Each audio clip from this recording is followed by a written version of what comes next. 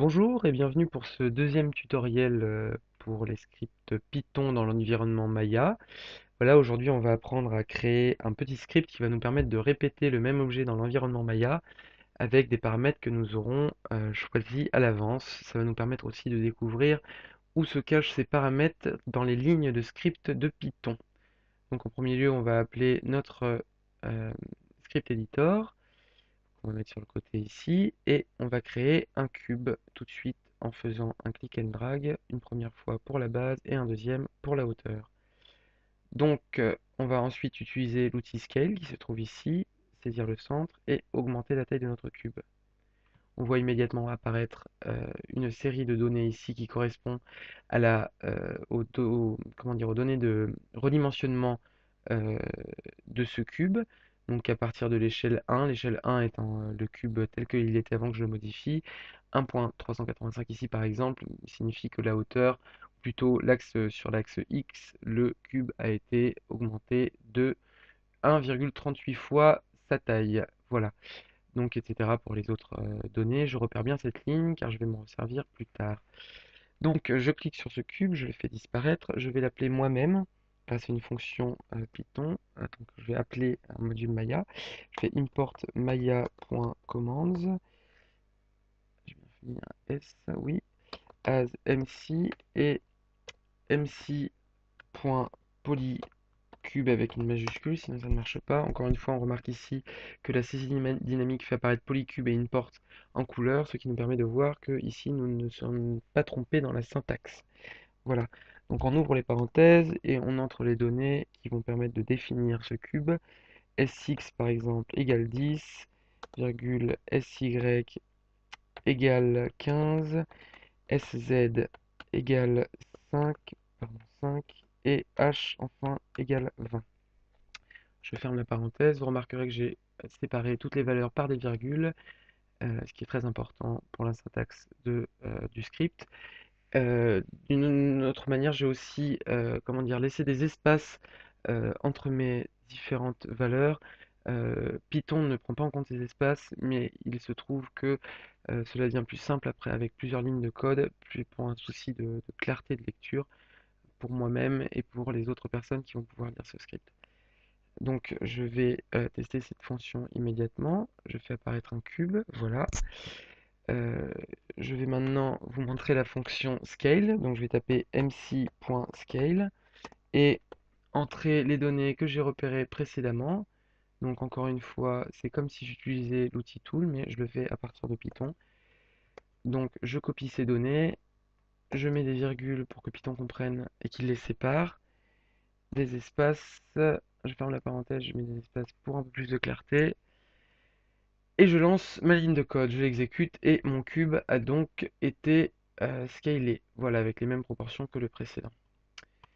Je le supprime donc, je supprime ma ligne de code et je vais maintenant vous montrer la fonction bevel. Alors, je vais donc créer encore une fois un cube, premier clic drag pour la forme, deuxième clic drag pour la hauteur, et je vais aller chercher dans Edit Mesh bevel. Alors, Edit Mesh, ce menu, vous ne pouvez ne pas le voir, c'est normal, ne vous inquiétez pas, vous êtes peut-être dans animation, comme on est de base dans animation, du moins moi, mon espace de travail est réglé sur animation de base, donc il faut que j'aille dans Polygone, ici, Polygone, pour voir apparaître le menu Edit Mesh. Donc je vais commander bevel. Je vois donc cette ligne de code ici qui apparaît, qui sont les paramètres de bevel. Voilà, donc je la repère, hein. Je vais supprimer ce cube, encore une fois, importer un cube à partir d'une commande Python. Je vais copier le précédent code, voilà, le coller en dessous.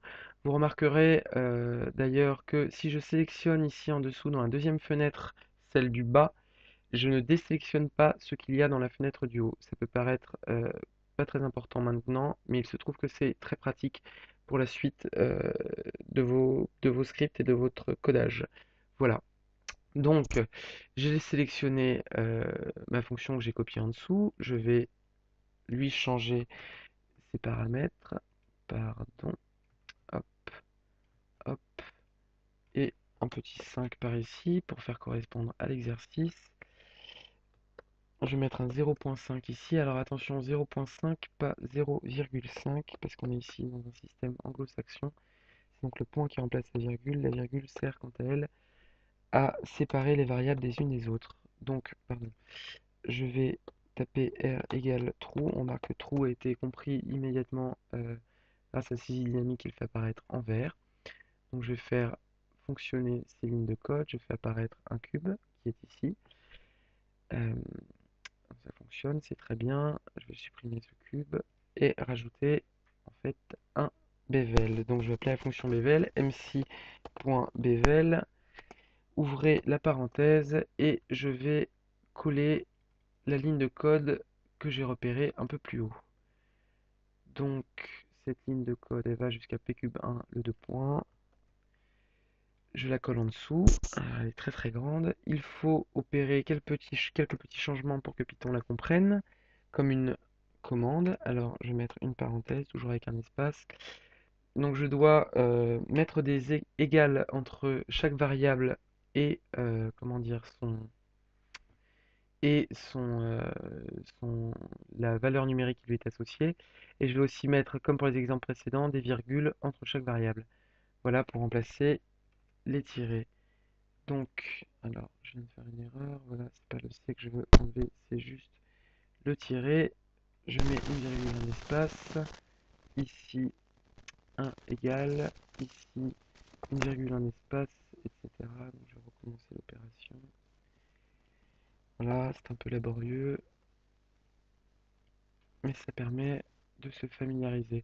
Alors, ces données, ces noms de variables peuvent vous paraître obscurs et comment dire, sans rapport. Il se trouve qu'en fait certaines sont assez simples à comprendre, comme le smooth de l'angle, c'est un adoucissement, ou quelques autres traductions assez faciles à comprendre. Pour le reste, il faut essayer pour comprendre à quoi servent ces fonctions. Alors l'important c'est de ne pas faire d'erreur de syntaxe, sinon ça apparaît dans le script comme étant buggé de la syntaxe et il faut relire tout. Alors je viens de faire une première erreur, force de répétition, voilà. Et il faut relire tout jusqu'à ce qu'on trouve l'erreur, ce qui est plutôt encore une fois fastidieux. Voilà, alors on est presque arrivé à la fin. Mettre une virgule, un espace. Alors il aurait peut-être été plus simple de faire tous les espaces d'abord et toutes les virgules d'abord. Vous le ferez comme vous désirez. Voilà. Alors, je finis enfin par une virgule et un espace ainsi qu'un signe égal. Voilà, j'y suis presque. Hop, et voilà, un petit égal et une virgule ici par rapport au précédent. Alors ici, je vais rajouter pcube1 entre guillemets pour que Python comprenne de quel cube il s'agit. Voilà, on voit qu'il a été compris puisqu'il apparaît en jaune, c'est dynamique oblige. Voilà, je vérifie mes lignes de code, je ne pense pas avoir fait d'erreur, pas de virgule mal placée, les égales sont là partout. Je ne pense pas avoir supprimé de lettres malencontreusement. Voilà, donc j'ai testé ma ligne de code, CTRL A, execute. Alors, offset as fraction, j'ai déjà eu cette erreur, je ne peux pas vraiment dire d'où elle vient. Je pense avoir copié les lignes correctement. Peut-être qu'il y a un problème d'espace avec le 1. Je vais essayer ça tout de suite devant vous, mais je ne pense pas, j'avais déjà essayé plusieurs fois. Voilà. Voilà, donc mon erreur, je l'ai découvert, c'est que je ne faisais pas un bevel, un polybevel, mais un bevel, ce qui est une erreur, puisque tous les paramétrages ne sont pas les mêmes. Voilà, donc il me faisait un bevel simple qui n'a pas fonctionné. Voilà, c'est un polybevel. Si je teste mon script maintenant, voilà, alors j'ai un deuxième cube qui apparaît, c'est pas très important, je vais recommencer. Voilà, mon polybevel apparaît ici maintenant sans erreur. Euh, voilà. Donc, on va peut-être vouloir maintenant sauvegarder ce code. Donc, pour le sauvegarder, ce n'est pas très compliqué. On rajoute ici euh, New Shelf, donc un nouvel onglet, qu'on va nommer euh, euh, Script Cube Alors avec une majuscule, cube bevel. Ok, donc il va se rajouter tout à la fin ici. J'ai en CTRL A sélectionné tout mon script et avec le bouton du milieu de la souris, je le colle en haut. Voilà. Donc pour vous montrer que ça marche, je vais supprimer mon cube ici et cliquer sur mon script. Voilà, c'est bien. Je vais pouvoir le bouger et essayer de le recommencer. Et là, surprise, le bevel n'a pas fonctionné pour mon deuxième objet. Alors qu'est-ce qui s'est passé? En fait, c'est tout simple.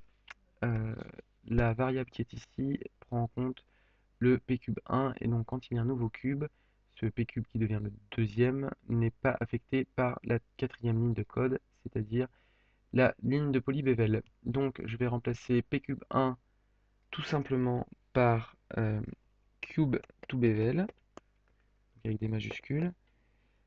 Hop, cube to bevel. Et je vais rajouter devant mc.polycube cube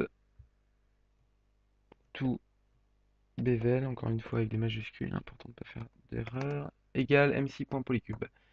Voilà, donc cette petite modification, j'aurais aussi pu la faire immédiatement dans mon script, parce qu'ici je vais pouvoir, alors je pourrais en fait ici éditer mon script, parce que c'est édité immédiatement, donc je copie ça pour l'exemple, et je le mets devant. Ici, je recrée un autre script. Ici, je ne fais que modifier le script existant qui a déjà été sauvegardé. Donc, je remplace encore une fois ici le cube to bevel à la place du pcube1. Hop, voilà. Je n'ai pas besoin de sauvegarder. C'est une édition, comment dire, dynamique qui permet de quitter sans sauvegarde.